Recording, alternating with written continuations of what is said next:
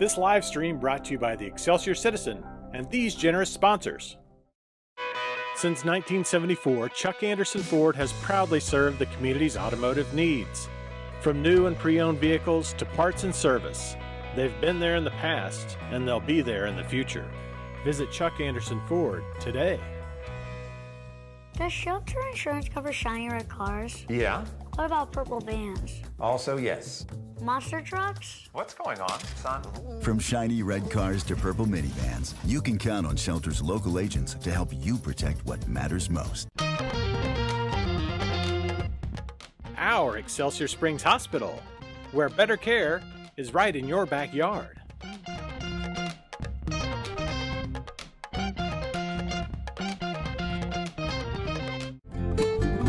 The Simmons Sales Team, your hometown realtors.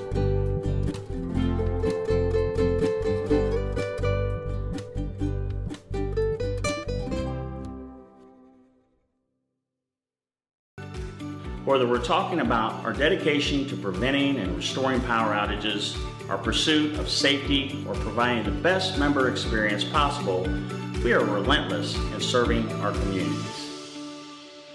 Find out how you can advertise with Excelsior Springs' #1 community resource. Visit ExcelsiorCitizen.com today.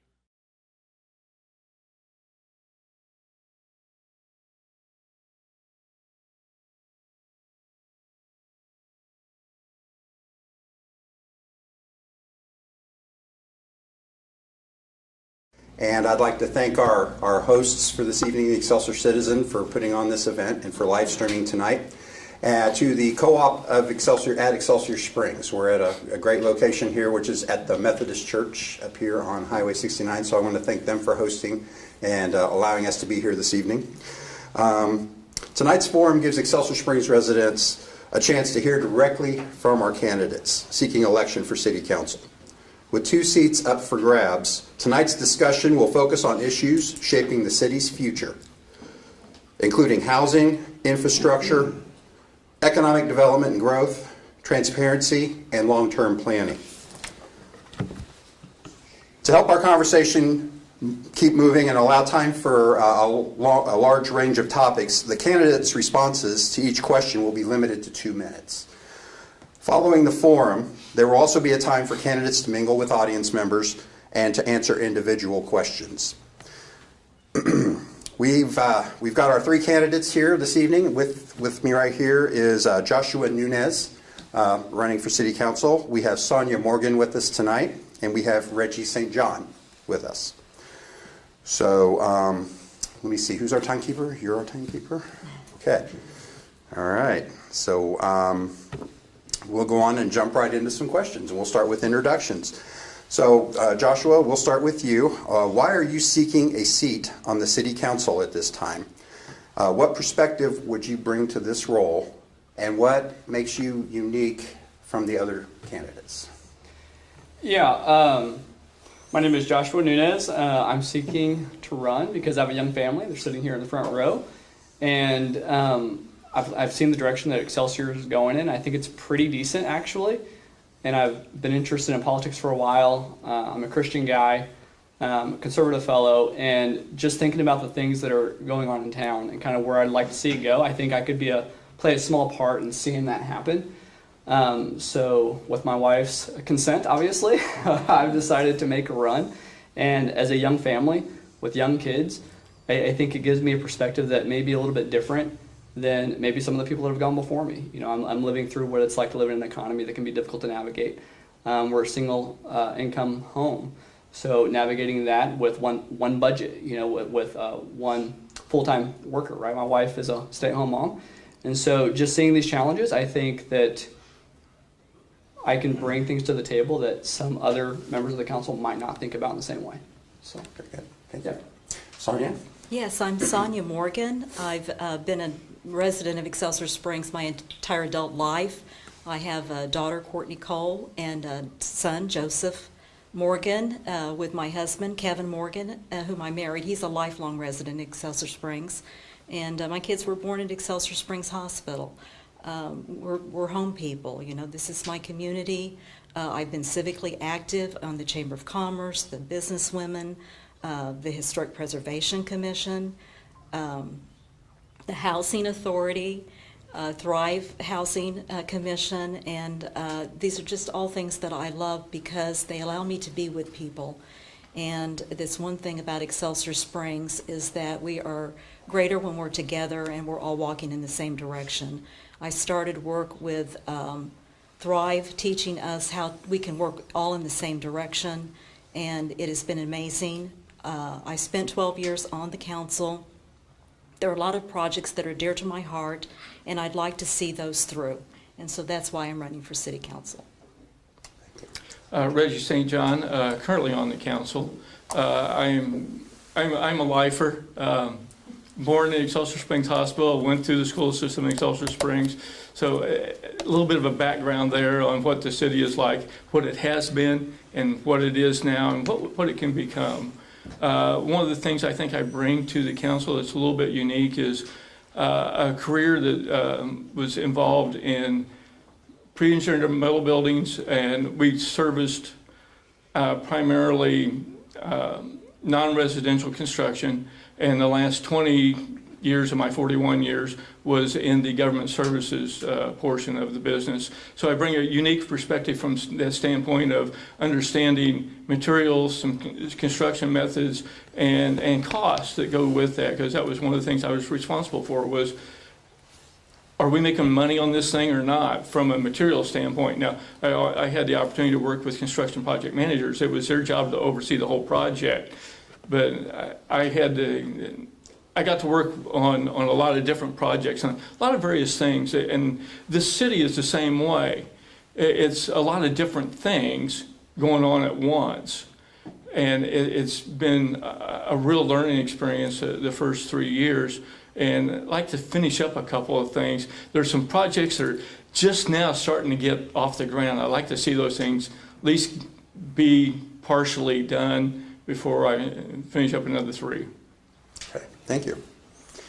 All right, follow-up question, and Sonia, you kind of mentioned this in your introduction, and I'll start with you again. So, how have you been involved in the community, and what's one lesson or experience that you will bring with you to the office? Me? No, I'm going to start with Sonia. Starting with me. I'm going to mix the questions up a little bit. So, You know, being in the community, being involved with historic preservation, really loving a tourism economy, I think that sharing our stories is so important. Our history is important. It's what we build on. And I see that we can find a way to get back to a lot of the health and wellness that we were known for in the golden days. And there's a lot of opportunities for jobs to be created. You know, economic development, I consider historic preservation economic development. And we've got a beautiful downtown. We have a Main Street program here. We have the Hall of Waters, which is a unique one-of-a-kind building. You know, one of the reasons that I want to serve again in the community is because I want to see those things, give people coming here, our tourism and our residents, the complete experience of Excelsior Springs. And we have a wonderful future that we can build on with things that we already have in place today. So does that what you're looking for? Yep, that sounds good. Reggie, I'll move to you next. Okay. So if you need the question again, how Sure. have you been involved in the community, and what's one lesson or experience that you will bring with you to the office? Okay. Trying to think of different things. I've been with the park board, not continuously. There were some breaks in it for, I was looking back the other day, it's about 20 years worth. And that, just knowing what the Parks and Rec has done over that 20-year period, the progress has been made. Personally, I think the city its size has, 17 parks, and which is phenomenal, and they're all in super shape. You can't find a place that's got a better set of parks. Also involved in Thrive and the steering committee and the engagement task force. That has been eye-opening from the standpoint of you get to see a lot of different groups work together. And one of the things we were talking about the other night was the idea is to be moving forward in one direction and unified. We're not quite there yet, but if you've ever seen the Thrive layout, it basically comprises of arrows of different departments. And I think our arrows are all pointing in the same direction now. We just got to get them moving at the same spot. And we're not far from that. I think that's one of the things that I can bring to I've got to see that happen and bring that to the council as well. And there's opportunities that are there, and I've had a chance to delve into those. Spent time on the capital improvements. Got to see how that is run, and also how the allocation of funds is made, what drives that, what qualifies as a capital improvement versus I need a couple of bucks to fix something. So, you know, there's a fine line in there, and it requires some discretion to come to an answer on that is equitable for all and parties involved. Very good. All right, Joshua.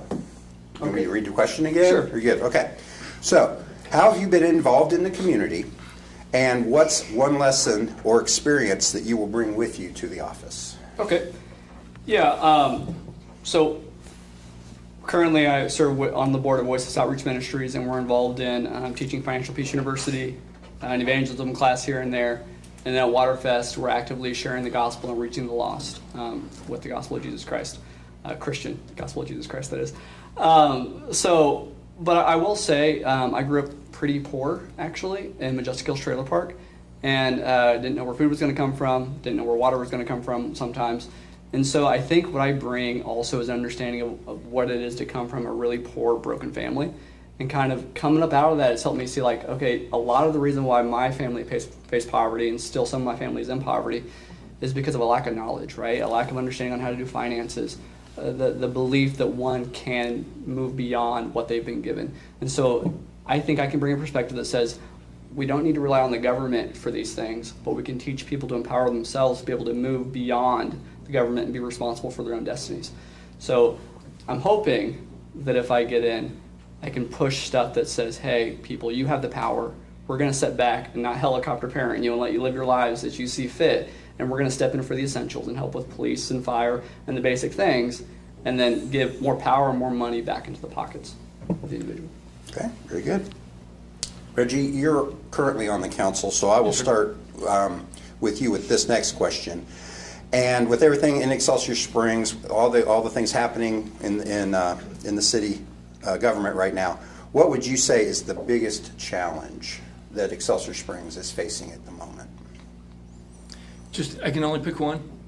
You've got 2 minutes. Okay, all right. You can list them. Okay. Well, one of the issues that we've talked about more than once is obtainable housing.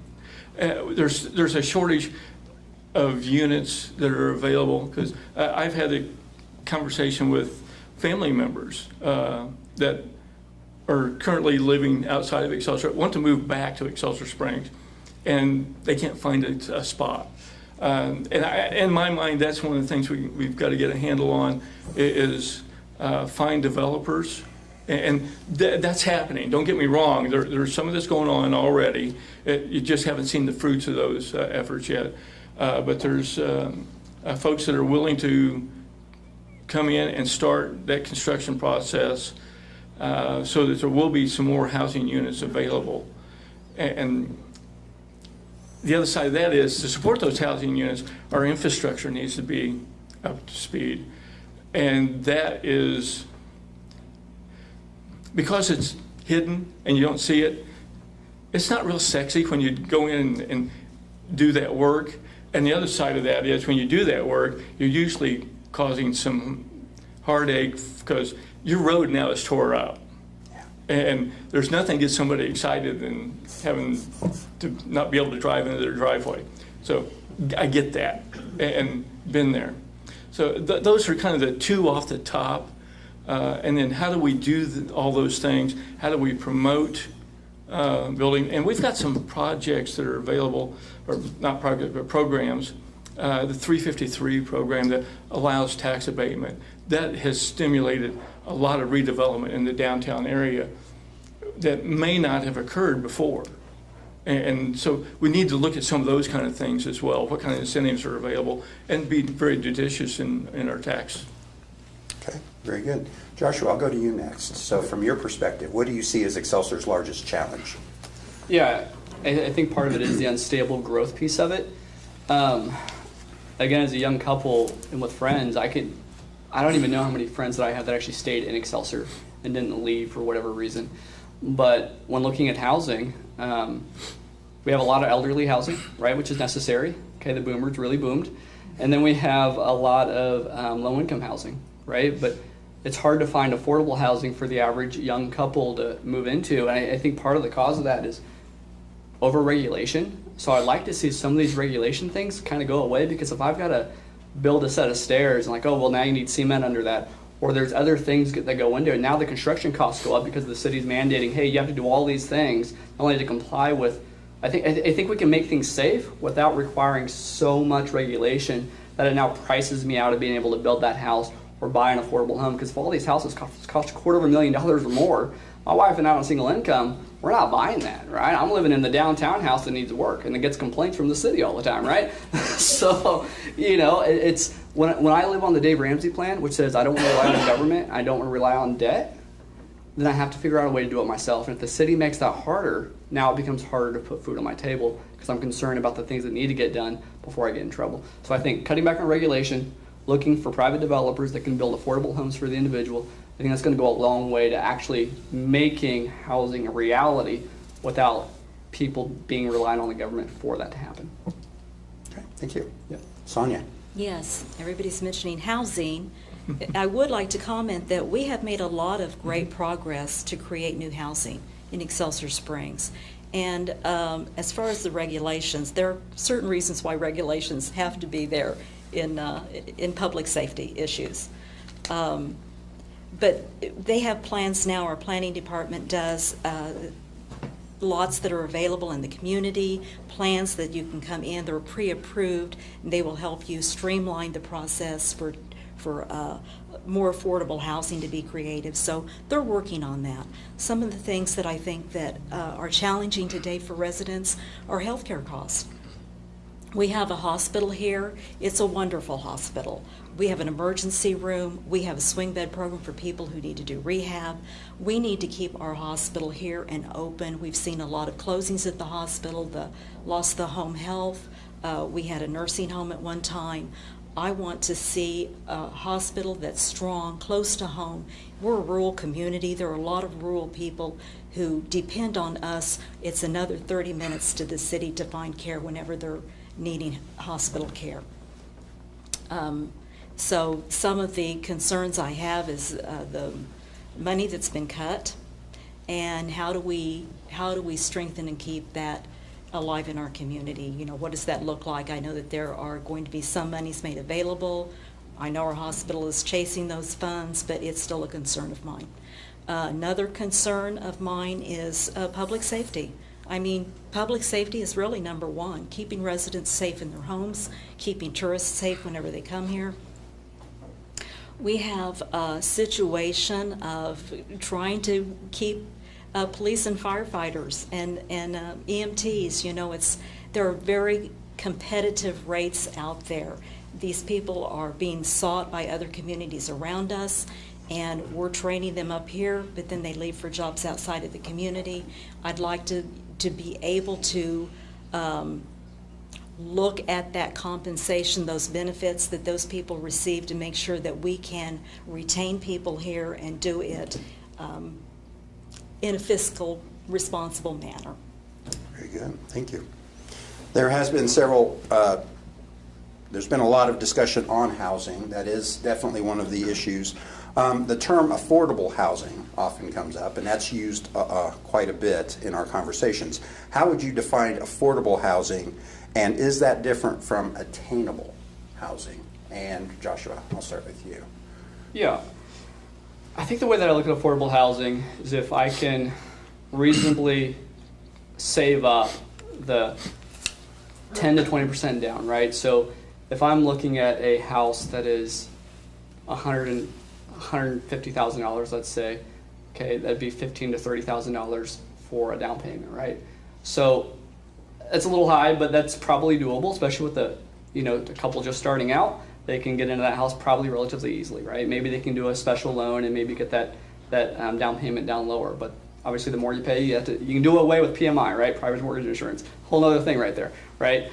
But I think a part of affordable housing is actually building it to where it's affordable. Now, I'm not talking about the most cheapest build possible, ignoring all regulation, but the government does tend to overregulate over time, and I think that we see that. It's very evident. And so we get the regulations down, we can build something that's affordable, basic, right? This could be their forever home, maybe not. But one that allows them to get into it without having to save like $40, $50, $60 plus $1,000 to get into the home. It's not that that's not doable, but for the average person starting out, that's a long slog of saving, right? How do you stay motivated that long? But if we can build houses, right, that do that, I think that's great. If you can get apartments, right?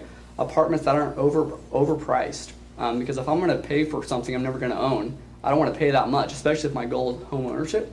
If all my money is going towards rent, then it's going to take even longer, right, to save up for that home.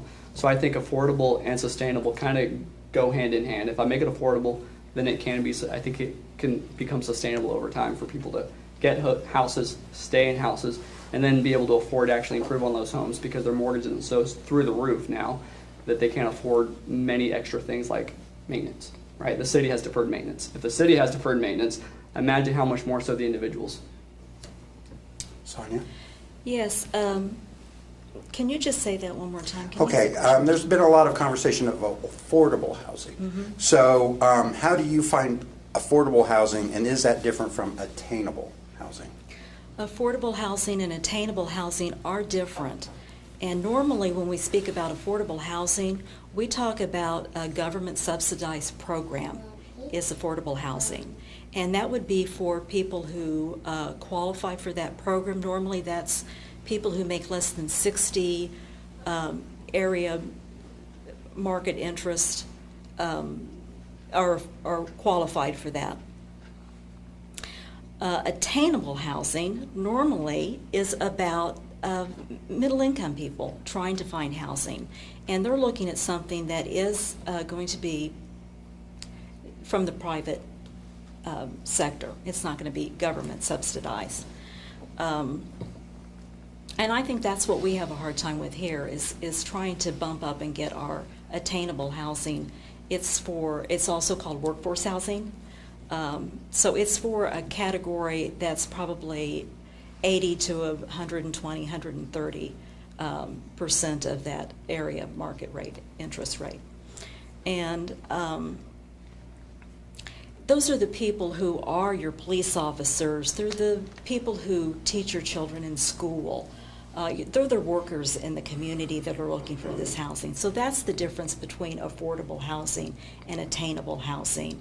And, you know, sometimes we just have to go with what the market rate is, but with some of the new regulations that we have, we just changed so that the minimum size house to be built in Excelsior Springs, 800, square foot. I think that's wonderful. I think that allows us to build some affordable housing for these people. We can do townhouses. We have the new cottage industry that's been approved. When I was on the council, I was working toward that. So we can get some smaller, affordable houses for people to be able to purchase. A lot of people don't want to purchase. A lot of people want to rent because of where they are in their lives. So I think just a diverse housing stock is going to take care of our people's needs. Thank you. Okay. Reggie? Okay. Last stat I saw was normal housing costs right now is about $155 a square foot if you're building new, up to $270 for really high-end stuff. So you start putting that into a smaller scale, say, and we just recently approved 800 square feet. So that puts you at approximately $127,000, $130,000. You sit in today's market, $130,000 for a new home is like bargain city. Now I won't say it's going to have the high-end finishes, but at least it's something that's obtainable and affordable from that standpoint. And the market, every now and then, there'll be existing housing that comes available that would be I would think that would be affordable and attainable, and I'm going to echo part of what was said before, is that you're looking at that kind of middle class. You're looking for the folks, the teachers, the firefighters, the folks that are providing the services, and also those that are working the various jobs that are in the community as well. So that gives folks something to move into. And I realize that there's also when you say housing, I want to factor in the rental side of it. The going rental rate, it can be anywhere from $1,200 to $1,700 to $2,000 per month, depending on where you're at and what size you're dealing with as well. So yes, there is a difference between the two, but they intersect as well. They're not quite parallel. Then affordable housing is currently a struggle in my mind. Obtainable is a little more of a reasonable word, because we're getting into semantics to some extent. But when you start thinking about, in the neighborhood I live in, they've built some new houses, and the starting price is right at $400,000. Most people can't afford that. Thank you, Reggie. All right, we're going to switch subjects here for a minute, and we're going to move into a new category.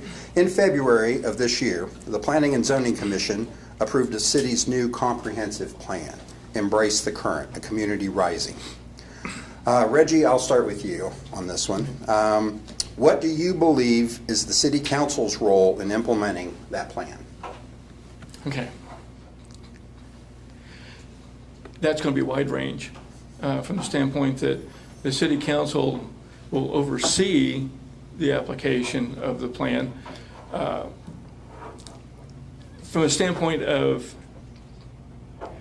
what comes before the council, how will those projects be reviewed, analyzed, approved, or not approved, depending on how they fit in with that big picture. And we've been we have been functioning under a previous plan, and this one just brings us a little more up to date and a little farther along with what we're currently doing, and it establishes a future for us. And it gives us an idea, it gives us a picture to look at, gives us what drives our thought patterns, our decision making in the near future and for the next 15 years. So council will be involved all the way through, and sometimes it'll be going through the swamp to get there. But the end product will be worthwhile, and it'll be consistent, and it'll be a congruent application as well. Okay. Sonia, I'll let you answer next. Okay, well, I love the new city master plan. I really have enjoyed reading it, and I haven't read it all yet, but I'm getting there. There's a lot of details. The way that they went about putting this together, first they asked, who are we? Who are we as a community today? The next thing was, where do we want to be? What community do we want to be like? And then they put together, how are we going to get there?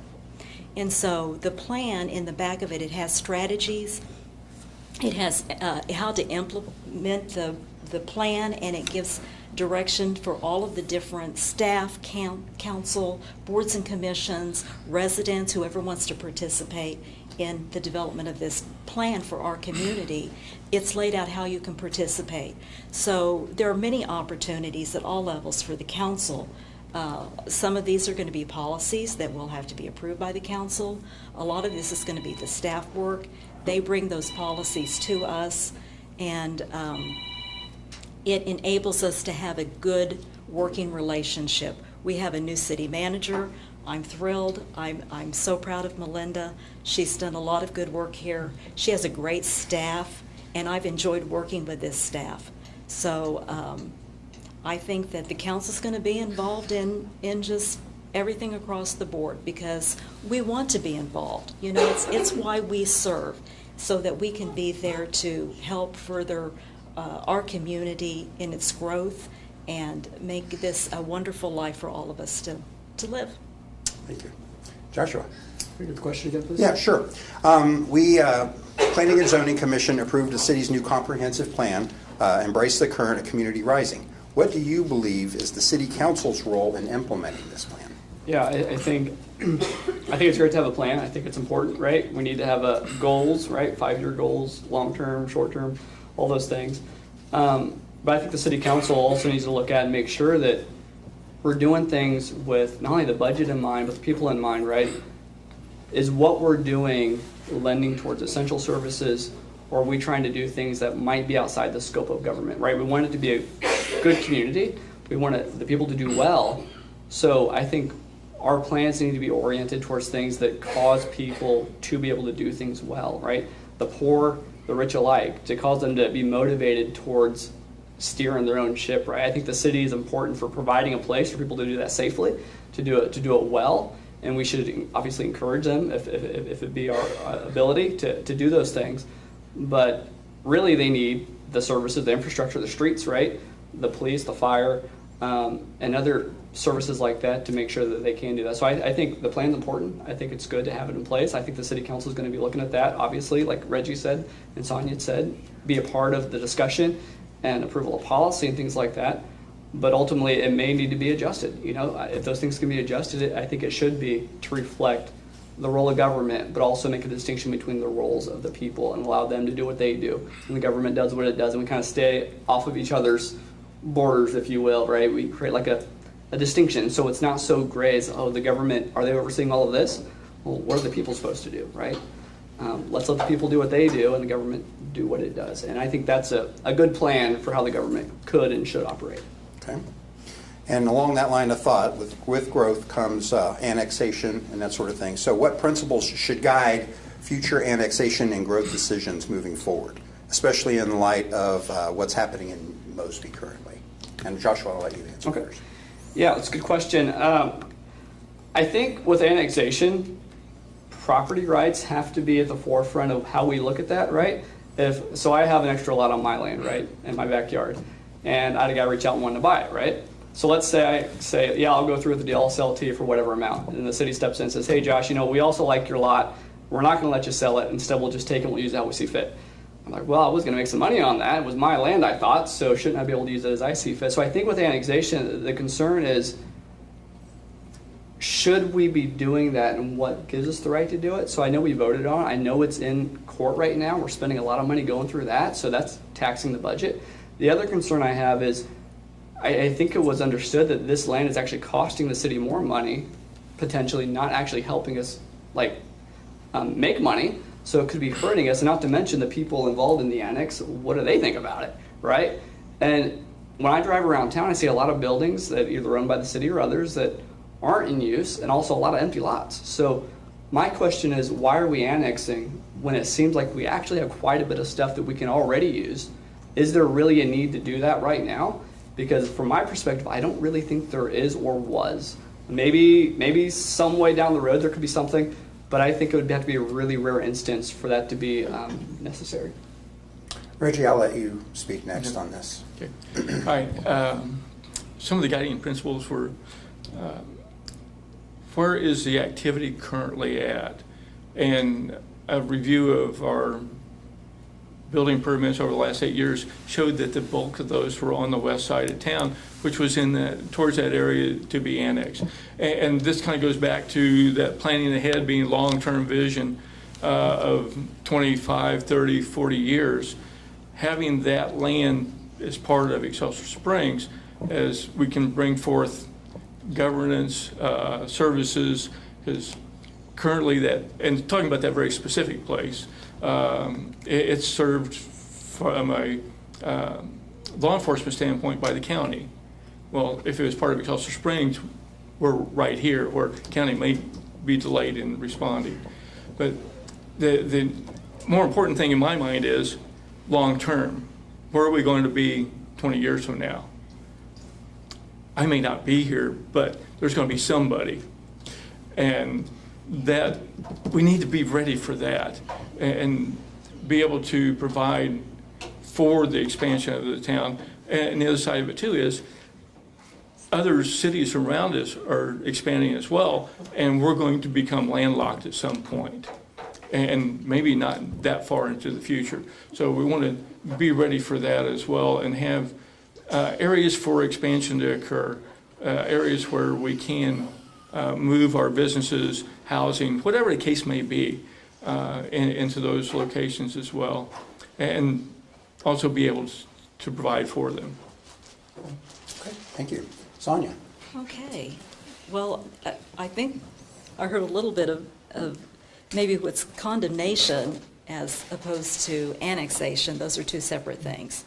And when I was first serving on the council, we were approached by a property owner down at Mosby, the land along 69 Highway, and he asked us if we would annex that property.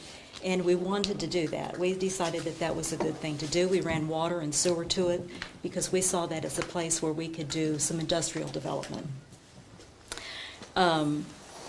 There wasn't any controversy involved in that. In this last issue, there was some controversy. I think the council was very wise. They took it to the voters. The voters made the decision that they thought they should annex this property. And you know, that when we get to a place where we're struggling with things like that, I think it's nice to be able to bring the public in and say, what are your thoughts and your feelings on that? There was a lot of information available at that time about what was happening. But another thing that I see is, you know, I watched Liberty become part of Kansas City. It just got enveloped in it. And I see Excelsior Springs as a destination. I see us as separate from the city. We have our own identity. We have our own tourism market.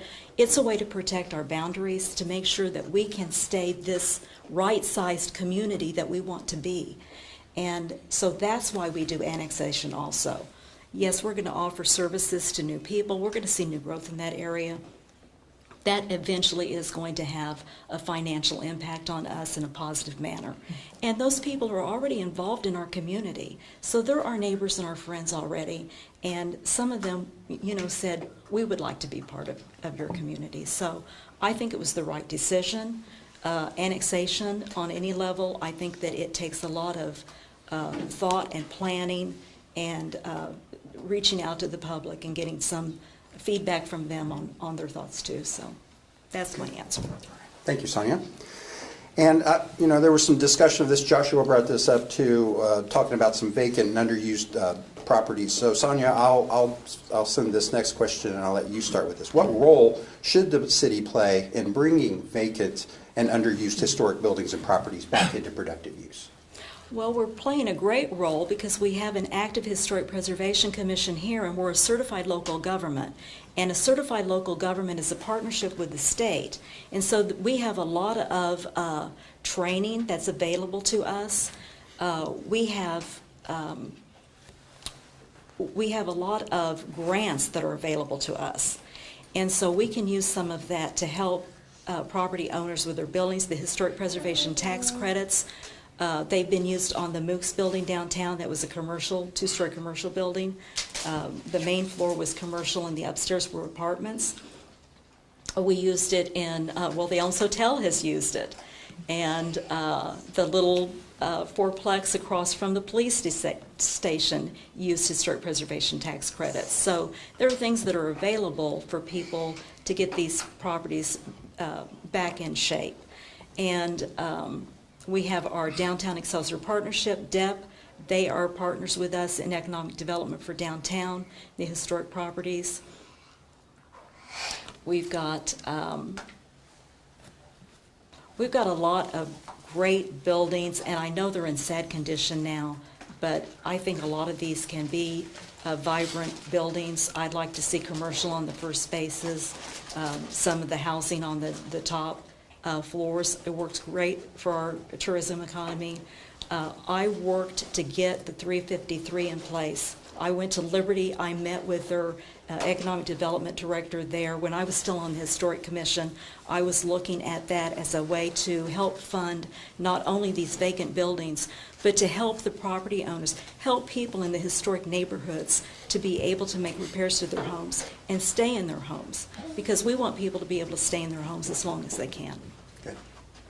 That's it. I could Okay. just go on and on. Joshua, I'll give you an opportunity to speak next on this. So the question again is, what role should the city play in bringing the vacant and underused historic buildings and properties back to productive use? Okay, we're talking about public-owned properties? Yes. Okay.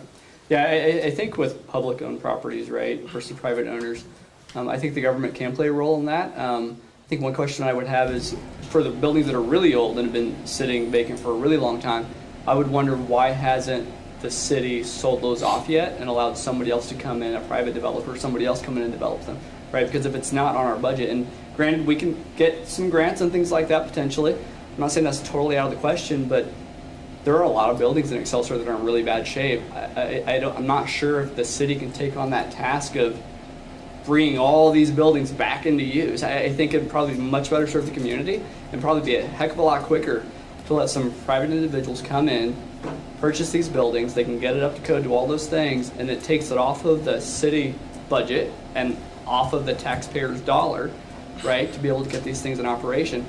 So I think there is a place for the city to do some of this, like Hall of Waters, obviously. They got to fix it. It's got to be done, right? That's a government building that's in use. There are government buildings that I think that are in use that we can continue to update and improve upon.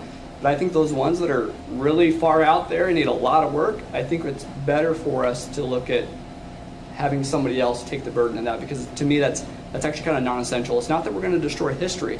I think we can still preserve it, but we can allow others to fit the bill and get the profit, because government should not be in the business of business, right? And owning buildings for the sake of owning things. So I think we've used it. We got good use out of those buildings when we used them. And now it's time to let somebody else get some good use out of those buildings. So, okay, thank you. Reggie. This goes back to my background in construction, and once a structure's up, I hate to see somebody tear one down. You know, there's in this area, and I'm thinking kind of more towards our downtown, there's a lot of really neat structures, and a lot of them are in better shape than I think maybe they're being given credit for right now. But what to do with some of those that we have, and it's already happening, which is a nice thing. You just maybe haven't heard about it yet. But 3P, public-private partnerships, are probably the vehicle that would best be applied to a lot of these structures, in that we can provide some type of incentive for a developer to take on that project, rehab the building, repurpose or whatever, and work out a deal where we transfer ownership and make it worthwhile from an economic standpoint to provide that incentive, the 353s, the historical tax credits. There's a myriad of ways to get these things moving forward. And it's just a matter of everybody working together. And sometimes, not sometimes, every time, it looks like when you let a government body get involved, it looks like it's going nowhere for a while. But there's things happening. And I got to see that when I was working with government projects. There's that point in there where, from the outside of the fishbowl, it's stagnant. Is this ever going to happen?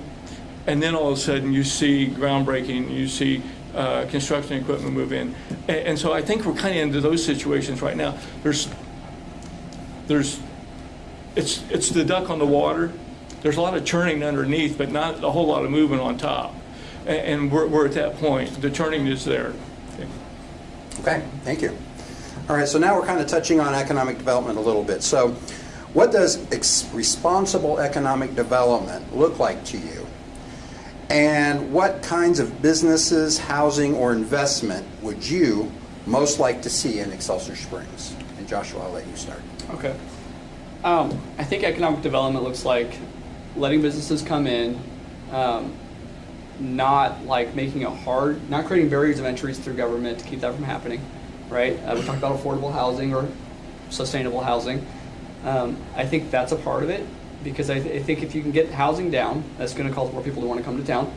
If you can get businesses that can stick, I live downtown, right? So I see businesses that come and go quite frequently, and we have some empty buildings downtown right now, in fact.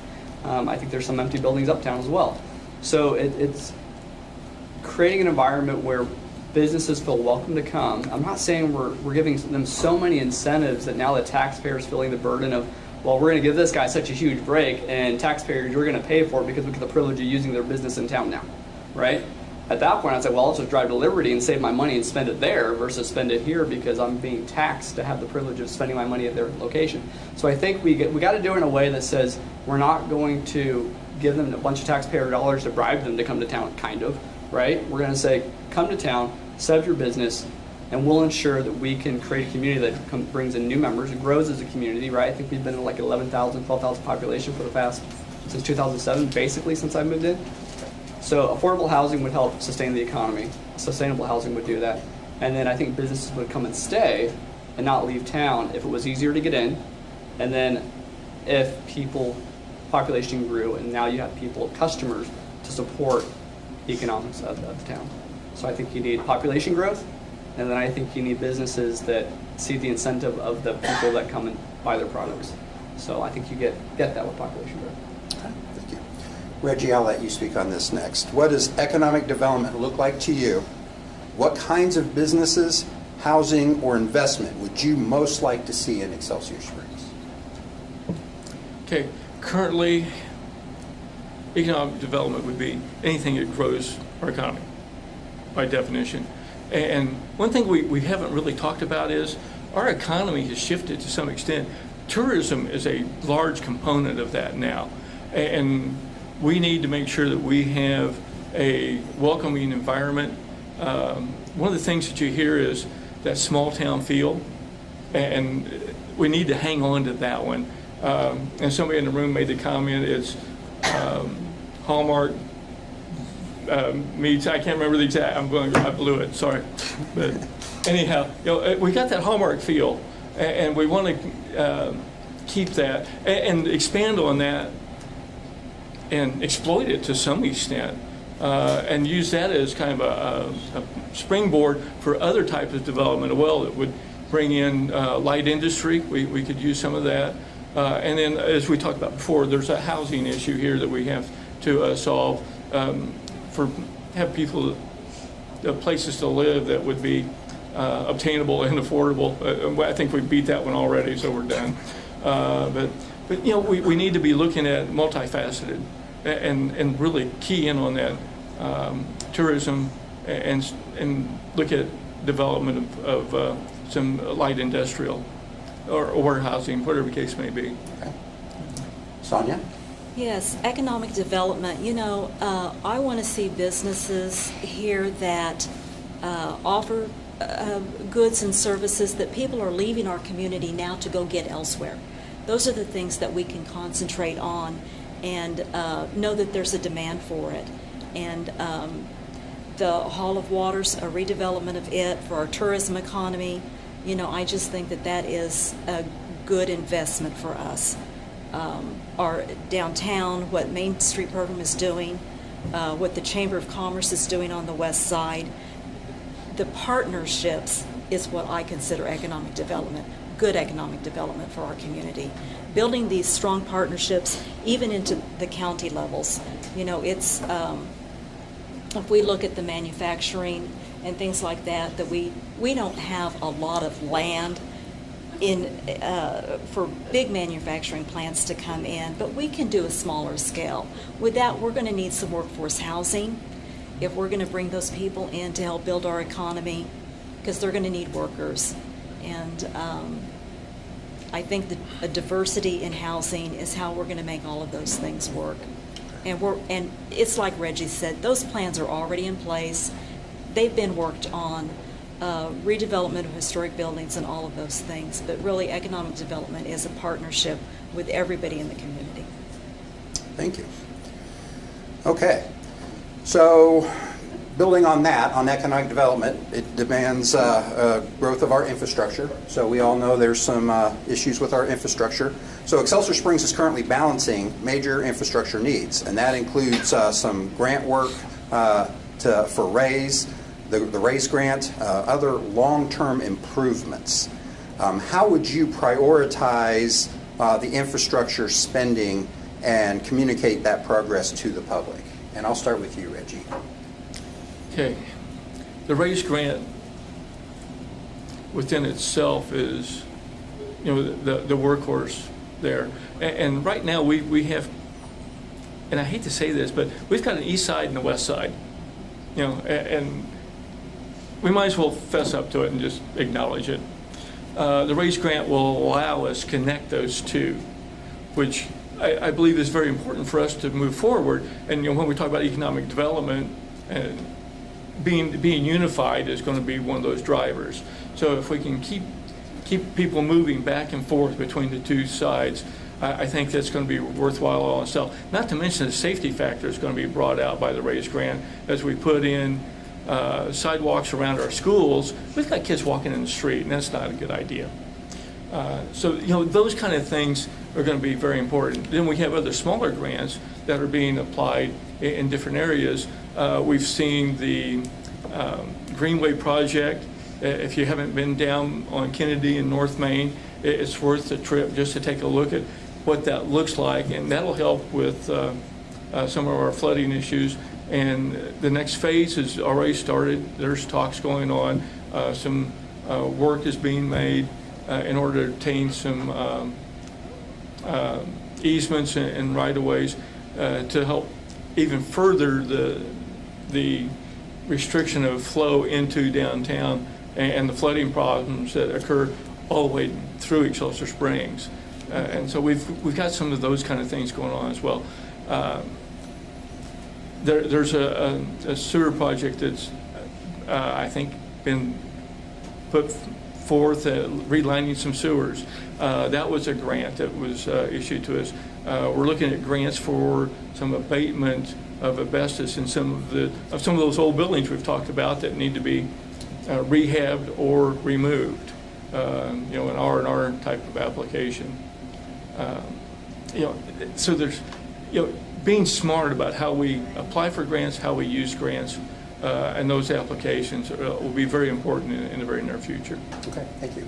Sonia, I'll let you speak on this next. Oh, can you just read the question for me? So we're doing a major balancing act with our infrastructure needs, and that includes the RAISE grant work and other long-term improvements. How would you prioritize the infrastructure spending and communicate that progress to the public? Okay. Well, when we're talking about the grants and a lot of these projects, a community of our size would not be able to afford if we were relying on general fund to get a lot of these things in place. So grant opportunities, we need to stay shovel ready and be prepared whenever funds become available to us. We've done a good job of that as a community. But those grants, they have objectives that you meet, and so you are just working through the grant financially as it's outlined for you, and you know that going into it. A lot of times there's a match from the city that needs to be met. They're not all 100%, mostly 80-20 or 50-50. So ahead of time, before you accept a grant, you know what your financial responsibility is going to be and whether or not you can fiscally have that project in place. We have a great city staff, our Public Works Department. We get a grant for our bus transportation system. It helps our connectivity. It's like Reggie was saying, we have topography here that kind of makes us feel like we're separate from our east side to our west side. But we're fixing those things with our travel. We're also making our community more walkable with a lot of these projects. And so that connects people, which I am really excited about. Our staff stays on top of these things. We have a capital improvement authority which other communities don't have, but our taxpayers here, they approved it, and it makes a lot of projects doable that otherwise wouldn't be doable. And they put a lot of time and effort, our boards and our commissions. They really help us keep connected to our responsibility to the community, because they serve as volunteers from the community. And we're always looking for people to serve on our boards and commissions. If anyone's interested in serving with the city, I really advise them to reach out and get in place to get on one of these commissions, because you learn so much as a resident that you start to understand how your government works. But we're here to serve people. That's our role as a council person, is service to the community. And that's it. Okay, thank you. Thank you, Sonia. All right, Joshua, your turn. All right, well, I mean, I guess you can't take grants for granted. Anyway. Okay. I would say with infrastructure, I would say probably prioritize the things that are most important, right? I don't even know what the list of that would be, but I'm sure the city has a list, right? So we can look at those things that are really the most important, and then I think negotiation is also good. I mean, we're hiring somebody to do the work, right, on some of these bigger projects. I think there's power in learning to negotiate. Trump wrote The Art of the Deal. Maybe we all read that as a round table, you know? I don't know. But I think negotiation is important in learning how to do that stuff. But when looking at infrastructure, like, it really is, I think the grants aspect is also important, right? I think there's some of that's pretty good. I think there are private grants that we can get. I think there's different ways of doing it. It's just, we got to remember too that a lot of money, including grants, it all comes from the taxpayer's dollar, right? Either at the state, federal, or local level. So we have to decide as a community what infrastructure projects we can afford to take on, which ones we can defer maybe, but also we have to look at the individuals to say, okay, how much taxes am I willing to pay in order to ensure that these projects can take place? And which ones do we maybe need to step back from and say, hey, you know what, this one may not be as important as this one over here, right? So I think it is prioritizing these, and then looking at where private individuals can come in and say, hey, can you take this on? And we can kind of shift things that way. So I think it's a little bit complex, but I really do think a lot of it's just priority. I like how we did the flood zone thing. That's pretty cool. I think that was mostly grant money, right? So I think some stuff is extremely necessary. Now the Elms might not flood as much, right, in the baseball field. But yeah, I think we need to take a hard look at where money's going, because there's money going around. We just need to make sure that every dollar has a name, and then maybe it doesn't need a name, and we need to cut that name off the budget, right? So I think it's a mix of how we handle it. Okay, thank you. All right, we've got time for maybe two more questions, or one more question, and then I'll let you have your closing remarks. And this is interesting, because with all of this growth, there's a lot of discussion on social media. There's a lot of disagreement. So I'm going to ask you, when residents are sharply disagreeing on an issue, what is your approach to listening, to decision making, and to finding common ground? And I'll start with you, Josh. Okay. I think transparency. I forgot to answer that part of the question last time. I think we can be transparent and take pictures, do vlogs. I think there's some of that going on with Jason and what he does. And I've seen Mark on the internet a few times, right? Showing things off. So I think we can reveal pros and cons. And when somebody comes to the table and disagrees, I think it's first paramount to let them know, like, hey, when I hear you, and I want to seek to understand what you're saying, right? And so it has to come from a point of, I believe the best about this individual, even if they may be upset, right? Oftentimes when people bring issues, they are upset. I work in finance. I've had some upset people, right? So it's about hearing what they're saying, and then maybe we don't agree in that moment. So maybe it's multiple talks, right? Maybe we sit down to a cup of coffee and talk things out. And then I bet within those conversations, we find some common ground that we can then work from, right? And we can begin to build a community together, because nobody's going to agree on all issues, right? But we can seek to hear and understand one another. And I think if the council leads and the government leads with that perspective, I think the individuals are going to come more willing to actually share and speak and have a little bit more trust in the process of government. Before I got involved in this, I really didn't know too much about government. I feel like sometimes things seem hard to get to, and if they seem or feel that way, that means they probably are. So I think transparency goes up when information is put out there without any distortion that may try to lean it one way or the other. I think it's got to be put out there. Here are the pros of this. here are the cons to this, guys. Make your own decision. And it can't be in jargon, right? We like talking policy. I think policy is great. But for the average individual, including myself, I look at this stuff, I'm like, okay, so what does this actually mean for me, right? I voted yes on the annex, right? Why? Because I didn't fully understand it. So a lot of times when I'm in the ballot, I'm sitting here Googling stuff, trying to figure it out. So I think if we have what's on the ballot out there and we let people actually see it ahead of time, have discussions ahead of time, it's going to help people, the average individual, make better decisions. And these decisions may not be decisions the government agrees with. But you know what? It's not about the government. It's about the people. And so we need to keep that mindset of servanthood and seek to serve them the best way that they need to be served while also providing their essential needs, like fire, police, etc. Sonia. Okay, well, we have in the past began doing listening posts. And we would have issues in our community that we know that there are going to be different sides of. We have invited the public to come and learn about those issues, because a lot of times the city staff, the government, the council people, they have information that's not publicly widely known. And so bringing people together and really putting before them, you know, all of the information that's available on those certain subjects. I mean, we did it on the marijuana, we did it on pit bulls, you know, we've did it on the airport, because when I came on the council, the airport was a really hot issue.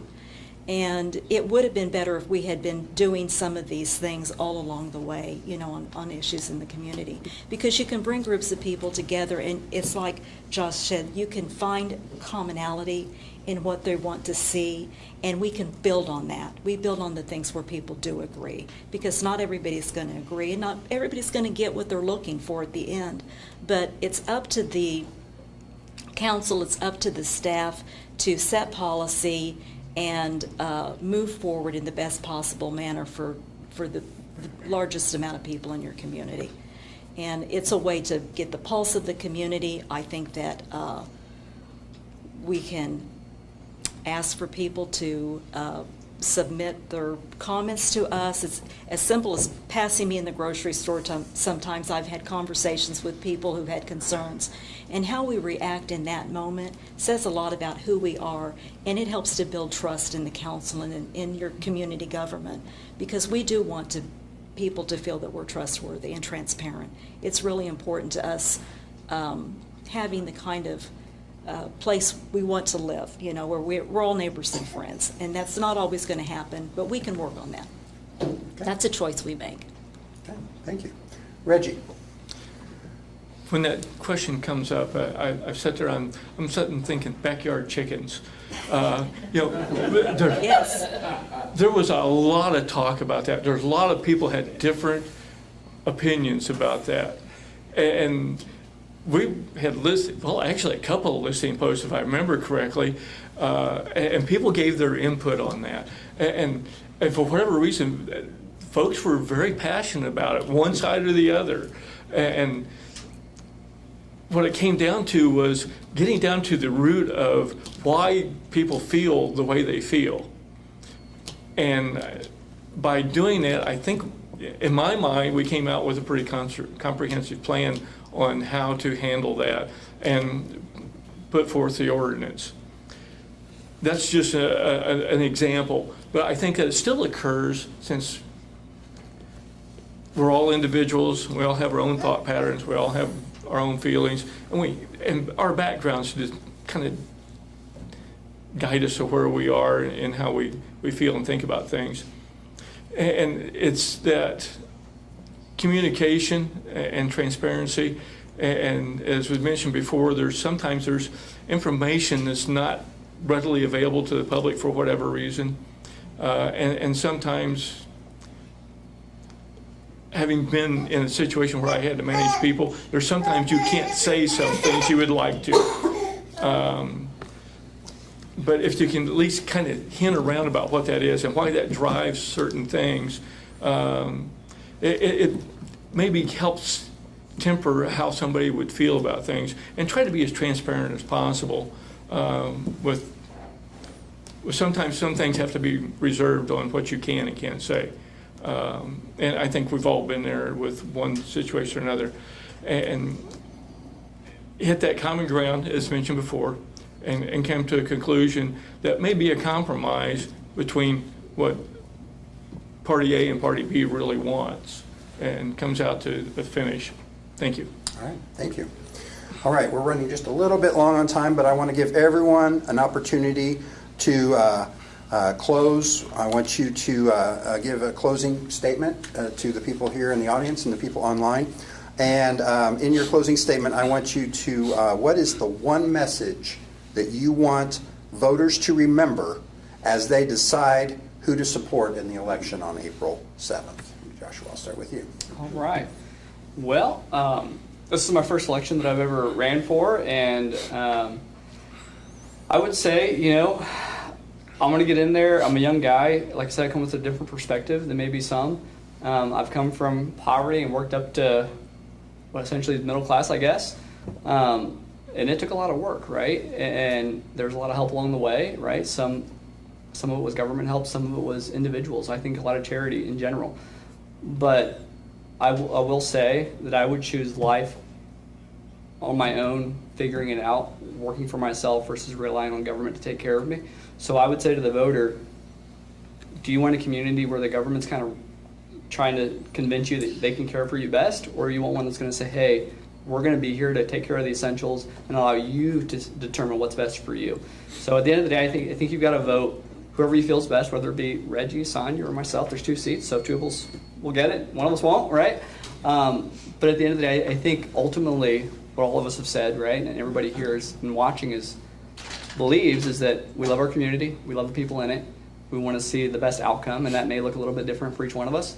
So you've got to vote what you believe is best for your community. And I would suggest do the research, look into stuff, right? Don't just take our word for it. Get on the public forums, go to the government website. I'll be getting a Facebook page up. I'll post some stuff myself, so you can look into that and reach out to us, right? We can't be that hard to find. We're only a town of like 11,000 people. So, but that's my ultimate message: is vote for who you want to see in there. I may be new and young. I've got some energy, maybe. I think there's some old people that have energy too, right? So I would just say, think about that when you go to vote. Diverse perspectives can be helpful, and I think this is an instance, if I get in, that I would be helpful for serving our community. Thank you, Joshua. Sonia. Okay, boy, that might be the biggest question I've been asked tonight, but you know, I was asked to run for city council. I was asked to run for city council in 2012. Carolyn Schutte asked me if I would consider serving on the council. She felt strongly that women were 50% of the population, and we need to be at the table. We need to be able to help make decisions for our communities where we're raising our families and working and live. And I took that to heart. I had a lot of strong women in my life that were great mentors. And so when I saw the slate for this council, there's no women. And I thought, I'm going to run again, and I was asked to run again this time also. So I bring experience. You know, my 12 years that I served on the council, I worked with people from the county. I worked with the Missouri Municipal League of Communities.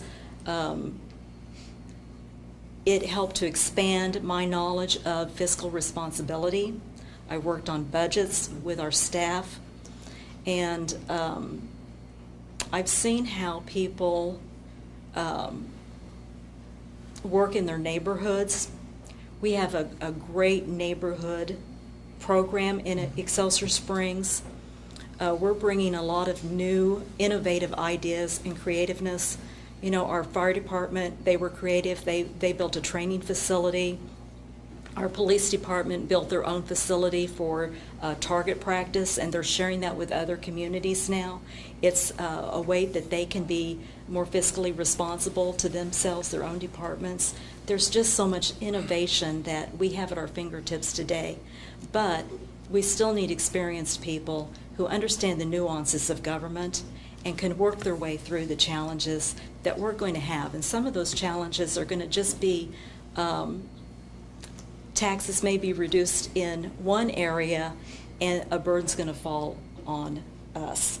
And I see that the state is trying to give more ownership back to local government, which sounds really good, but everything I've seen kind of looks like it's going to be a local government that's the county and not the individual community. So as we're a part of a county, then what part of that comes to us if there's going to be any benefits to that? So there's just a lot of different moving parts right now in the economy, and I think we need to stay on top of that. You need people who have already been there and done that and can be responsible to you. Okay, thank you, Sonia. Reggie.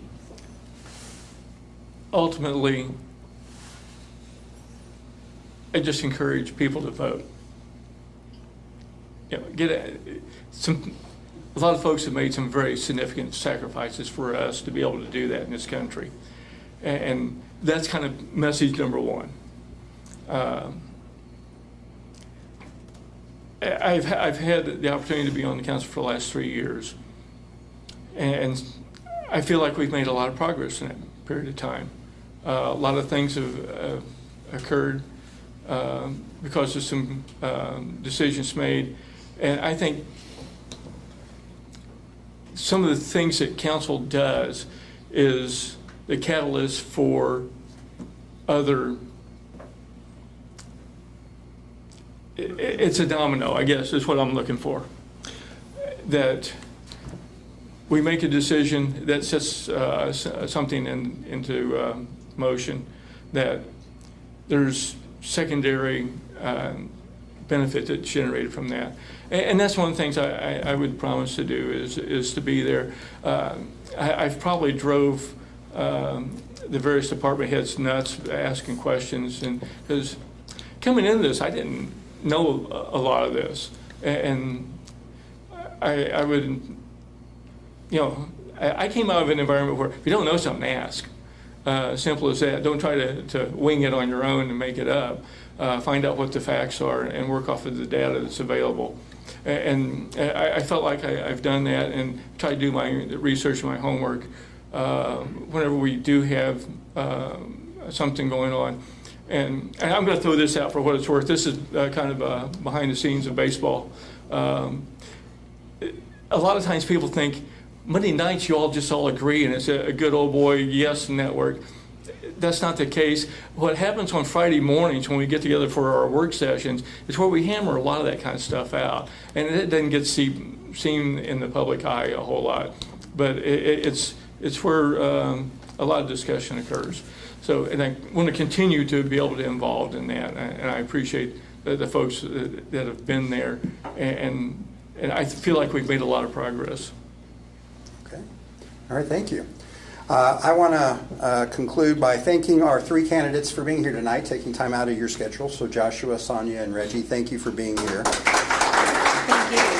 Taking the time. I want to thank the audience for being here. I want to thank the Excelsior Citizen for hosting this event, and I want to thank Bob and Heather with the co-op at Excelsior Springs for letting us use this facility. It's a wonderful facility, and please be sure to check it out. So we have a week, so please continue to reach out to the three candidates, ask your questions, be informed, and please, whatever you do, make sure you vote on April 7th. That's important. That's your most important voice is what you do on that Tuesday. So don't stay home. Don't find an excuse not to vote. Get out. It only takes a few minutes. Spend time and make sure you vote. We want Excelsior Springs residents to be heard, and that's the day to do it. So on behalf of the Chamber of Commerce and our host this evening, I want to thank you all for being here this evening. Thank you for your time. If you're here, you can speak to the candidates here afterwards. And thank you all for watching tonight. So have a great evening. Thank you for watching.